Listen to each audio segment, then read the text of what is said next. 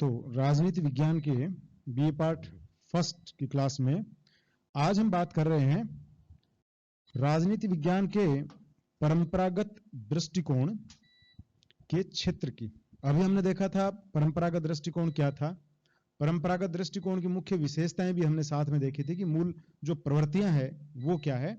और आज इसी क्रम में हम देख रहे हैं कि जो राजनीति विज्ञान का जो परंपरागत दृष्टिकोण था, जो प्रारंभिक दृष्टिकोण था, उसमें उसका क्षेत्र क्या था। तो क्षेत्र का अर्थ मैंने पहले भी बताया था आपको कि क्षेत्र का सीधा सा अर्थ है कि हम राजनीति विज्ञान में किन किन बातों का अध्ययन करेंगे या करते हैं। तो एक दायरा कि जिसमें जो बिंदु समाहित किए गए हैं, अध्ययन के बिंदु क्या क्या होंगे, इसे हम कहते हैं उस विषय का क्षेत्र।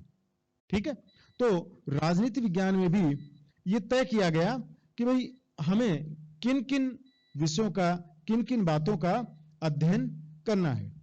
तो इस क्रम में अनेक विचारकों ने अपनी बात कही है, लेकिन हम सामान्यतया कुछ विचारकों का और एक 1948 में जो यूनेस्को की एक समिति की एक बैठक हुई जिसमें लगभग सभी जो विद्वान थे, राजनीति विज्ञान के जाने माने विद्वान थे, उन सब की एक जो बैठक हुई, एक सम्मेलन उनका जो हुआ, उस सम्मेलन में उन्होंने कुछ निर्धारित किया कि हमें इन बातों का अध्ययन राजनीति विज्ञान में करना है। ये प्रारंभिक दृष्टिकोण।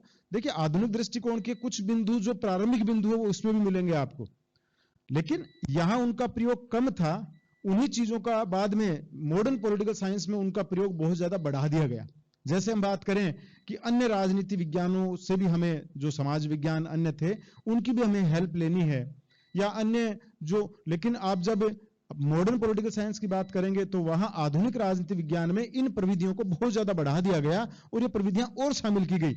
इवन कि उनमें गणित भी जोड़ दी गई, सांख्यिकी का हेल्प ली गई, तथ्यों का संकलन में टेक्नोलॉजी ली गई, सांख्यिकी के जो नियम है वो लिए गए, गणित के जो फॉर्मूलाज हैं वो काम में लेना शुरू हुए। जब ये आगे मॉडर्न पॉलिटिकल साइंस में बहुत ज्यादा तीव्र गति से हो गए, तो परंपरागत दृष्टिकोण में एक तरीके से आप कह सकते हैं कि उनका आगमन कुछ चीजों का उस समय हो गया था। 1948 में जब ये चीजें आई, उस समय उनका आगमन हो चुका था। तो हमने पहले ही बात की थी कि दूसरे विश्व युद्ध के बाद में एक दौर शुरू हो चुका था मॉडर्न पॉलिटिकल साइंस का। इससे पूर्व का जो दौर था वो ट्रेडिशनल। तो ट्रेडिशनल जो पॉलिटिकल साइंस है, पॉलिटिकल साइंस का जो प्रारंभिक स्वरूप हम देखेंगे, उस स्वरूप में राजनीति विज्ञान का क्या क्या क्षेत्र था, ये हमने अभी इस बिंदु में हम जो देख रहे हैं। तो ये दो तीन जो विद्वान हैं प्रमुख रूप से, हम उनके आधार पे, और ये कुछ चीजें हमारी इसकी परिभाषा में भी आ गई थी कि राजनीति विज्ञान, जैसे हमने ट्रेडिशनल जो डेफिनेशंस देखी थी पॉलिटिकल साइंस की, कि राजनीति विज्ञान है वो राज्य का विज्ञान है।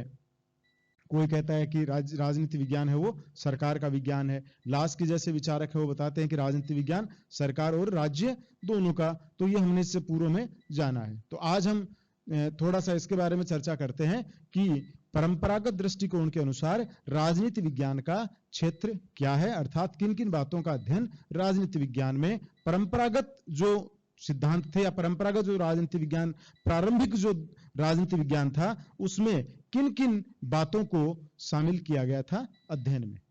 ठीक है। तो इसमें देखिए, मुख्य रूप से बात करें हम तो गार्नर की बात करते हैं। गार्नर कहता है कि राजनीति विज्ञान में जिन जिन चीजों को हमें शामिल करना है, जिन विषयों को शामिल करना है, उनमें मुख्य रूप से राज्य है। हमें इसमें राज्य के सभी एस्पेक्ट्स पे अध्ययन करना है इस राजनीति विज्ञान के अंदर। दूसरा, वो कहता है कि हमें उन संस्थाओं का अध्ययन करना है, उन संस्थाओं के स्वरूपों का अध्ययन करना है, उन संस्थाओं के इतिहास का अध्ययन करना है जिन्होंने राजनीतिक कार्यों में अपनी भागीदारी अदा की है या अभी वर्तमान में कर रही हैं। तो ऐसी संस्थाओं के स्वरूप का, वो ये उदय कहां से हुई, इनके इतिहास का, वर्तमान में इनकी कार्यप्रणाली क्या है, इन सब का अध्ययन भी राजनीति विज्ञान में करना है। और एक वो बात कहता है कि राजनीति विकास के जो नियम हैं, उनका भी अध्ययन हमें इसके अंदर करना है कि जो जो आज तक हम पॉलिटिकल डेवलपमेंट जो हमारा होता आया है, तो ऐसे जो उनके क्या क्या रूल्स रहे हैं, कैसे वो नियम स्थापित हुए हैं, क्या क्या चीजें उनको प्रभावित करती आई है, उनके पीछे बेस क्या रहा है, आधार क्या रहा है, इन सब बातों का अध्ययन भी राजनीति विज्ञान के अध्ययन का क्षेत्र होना चाहिए। तो ये गार्नर कहते हैं। उसके अलावा हम बात करें गेटल की, तो गेटल कहते हैं कि राजनीति विज्ञान है वो राज्य का अध्ययन करता है, वो राज्य के अध्ययन को ही उसका कार्यक्षेत्र मानते हैं। लेकिन राज्य के अध्ययन के कार्यक्षेत्र में वो 3 रूपों में इसे विभाजित करते हैं। वो कहते हैं कि राजनीति विज्ञान में हमें राज्य के भूतकाल का अध्ययन, कैसे राज्य की उत्पत्ति हुई, क्या क्या राज्य के दायित्व थे, राज्य का कार्यक्षेत्र क्या था, क्या राज्य को कार्यक्षेत्र दिया गया था, क्या उसके आधार थे, न्याय का क्या सिस्टम था, अधिकारों का क्या सिस्टम था, राज्य के जो अधिकार है वो क्या है, व्यक्ति के अधिकार। तो ये सारी चीजें राज्य का एक भूतकालीन जो अध्ययन है, राज्य का जो इतिहास है राज्यों का, उसके बारे में हमें मैक्सिमम वो जो अध्ययन का केंद्र बिंदु है या अध्ययन का वो है, वो पॉलिटिकल साइंस है। दूसरा, गेटल कहता है कि हमें राज्य के वर्तमान का अध्ययन जो है वो राजनीति विज्ञान में का एक विषय है। वो राज्य के वर्तमान जो स्थिति है, राज्य में जो वर्तमान में जो संस्थाएं हैं, वर्तमान में जिन सिद्धांतों पर राज्य काम कर रहे हैं या जो सिद्धांत वर्तमान में कार्यशील हैं, उन सभी के अध्ययन की बात गेटल कहता है कि ये राजनीति विज्ञान का क्षेत्र है। और एक वह कहता है कि राज्य के जो भविष्य में जो राज्य का स्वरूप कैसा होगा, इसके बारे में भी हमें चिंतन करना है। उसके बारे में भी हमें जो बातें हैं वो राजनीति विज्ञान का ही एक क्षेत्र है। राजनीति विज्ञान के जो विचारक है, राजनीति विज्ञान के विषय के रूप में उन्हें इस बात पर भी हमें ये हमारे अध्ययन का एक क्षेत्र है कि हम राज्यों के भविष्योन्मुखी जो अध्ययन है उसको भी इसमें शामिल करें कि राज्य का स्वरूप कैसा होना चाहिए, राज्य किस तरह का होना चाहिए, राज्य कैसा बनेगा। तो ये विचारक हैं जिन्होंने अपनी इस तरह की बातें कही हैं।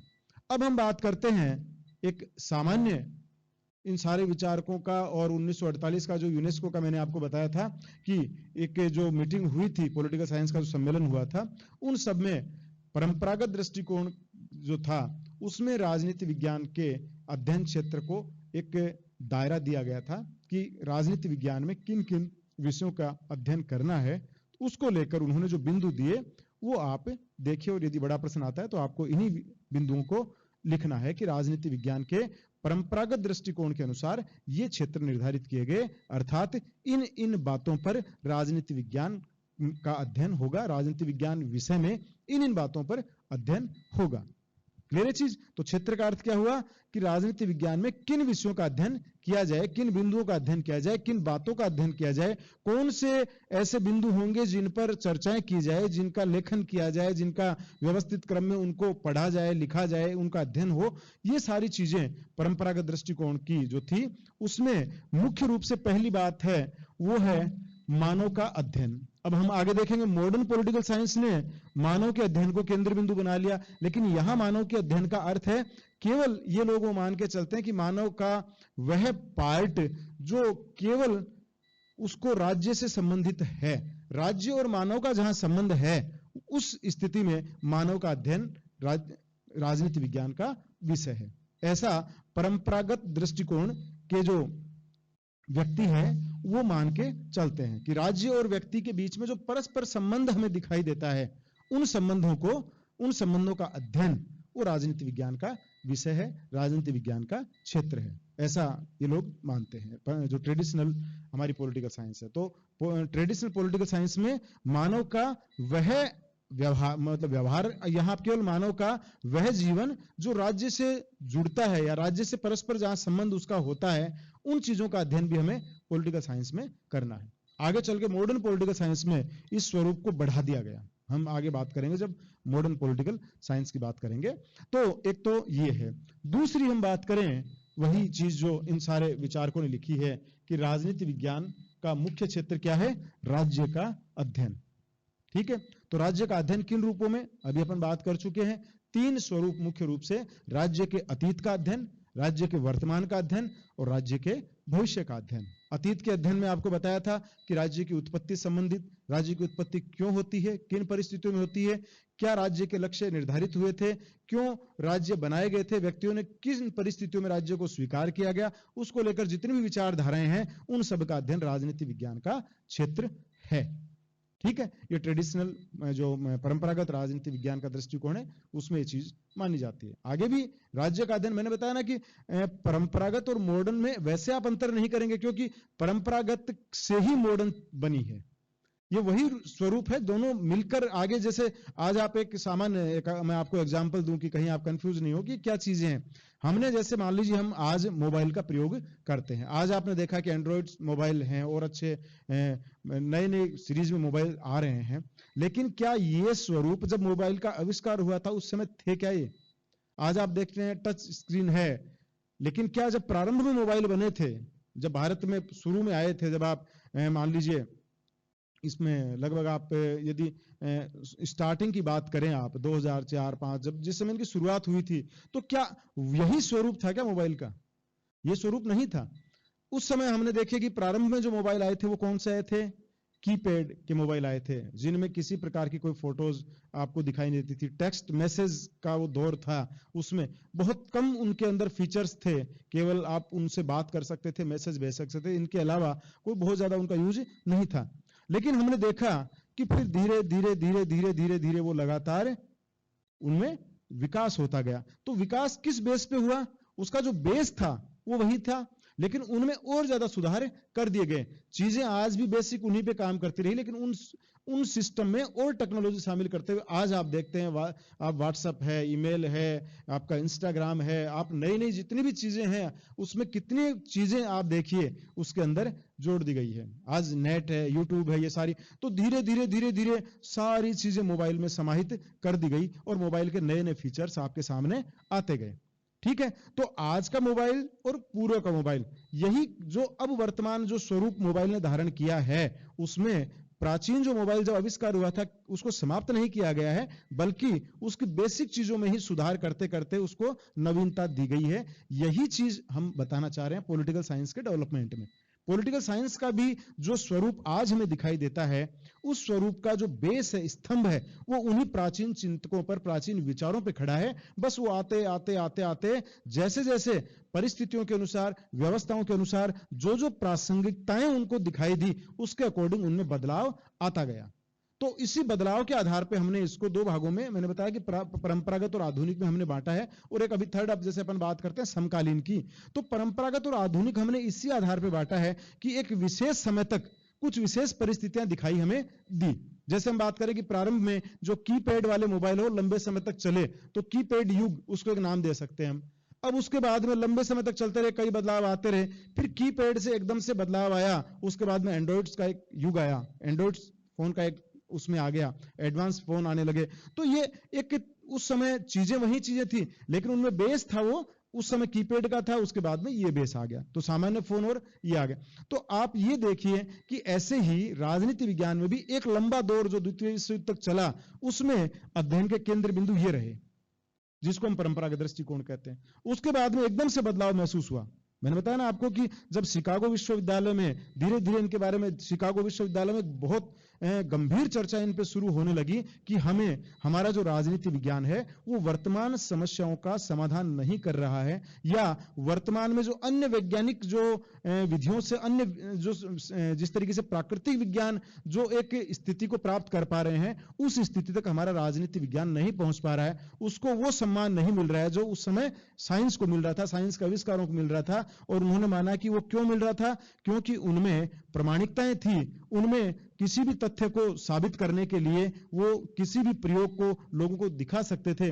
तो ये चीजें उन्होंने माना कि राजनीति विज्ञान में भी हम करें, और यही कारण था कि राजनीति विज्ञान में मुख्य रूप से आप देखते हैं कि इस दौर के बाद में, जो हम अभी अध्ययन कर रहे हैं, इस दौर के बाद में तथ्यों पे और टेक्नोलॉजी पे बहुत ज्यादा बल दिया गया। उन्होंने कहा कि वैल्यूज को छोड़िए, आप मूल्यों को छोड़िए, जो चिंतन, जो कल्पनाएं हैं, जो इनको छोड़िए, आप तो क्या है इसके आधार पे अपने निष्कर्ष निकालिए और पॉलिटिकल साइंस में नए नए सिद्धांतों का निर्माण करिए। तो जब इन चीजों पे जब शुरुआत हुई तो वैज्ञानिक पद्धतियां शामिल होने लग गई। तो इसलिए आगे चल के जो चीज आई वो हम मॉडर्न पॉलिटिकल साइंस में काउंट करते हैं, उसको मॉडल पॉलिटिकल साइंस कहते हैं। वो अपन आगे बात करेंगे, लेकिन अभी अपन बात कर रहे हैं कि परंपरागत दृष्टिकोण में तो इन चीजों पे परंपरागत दृष्टिकोण चल रहा था। परंपरागत दृष्टिकोण में इन बातों का अध्ययन राजनीति विज्ञान के अंदर किया जा रहा था। तो राज्य के अध्ययन में मैंने आपको पूर्व में बताया था कि राज्य की उत्पत्ति कैसे हुई, राज्य का ये सारा, और उसके बाद में अध्ययन ये था कि राज्य का, एक तरीके से आप कह सकते हैं कि राज्य के सभी कालों का, भूतकाल, वर्तमान और भविष्य का, सभी कालों का अध्ययन है वो राजनीति विज्ञान का मुख्य क्षेत्र परंपरागत राजनीति विज्ञान में था।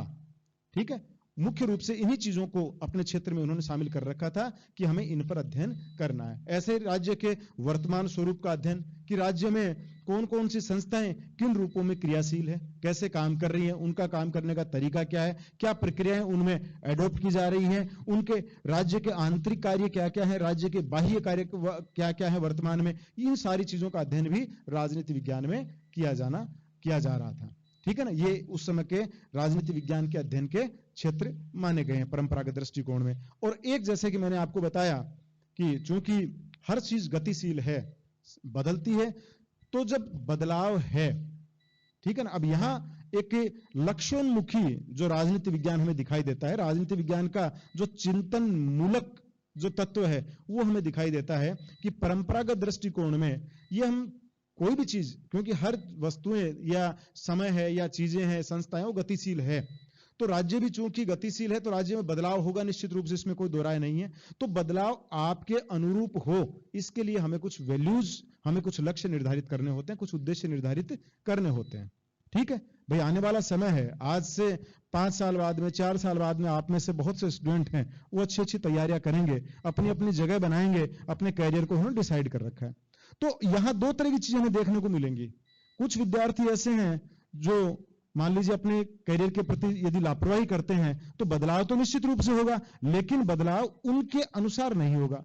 क्यों नहीं होगा? क्योंकि यदि उन्होंने कोई लक्ष्य निर्धारित नहीं किया है, लक्ष्य निर्धारित करने के बाद में उसके अनुरूप अपनी आदतों में बदलाव नहीं लाए हैं, अपनी कार्य प्रणाली में कोई बदलाव नहीं लाए हैं, तो बदलाव तो होगा, लेकिन वह बदलाव उनकी या जो भी स्टूडेंट है उसकी इच्छा के अनुरूप नहीं होगा।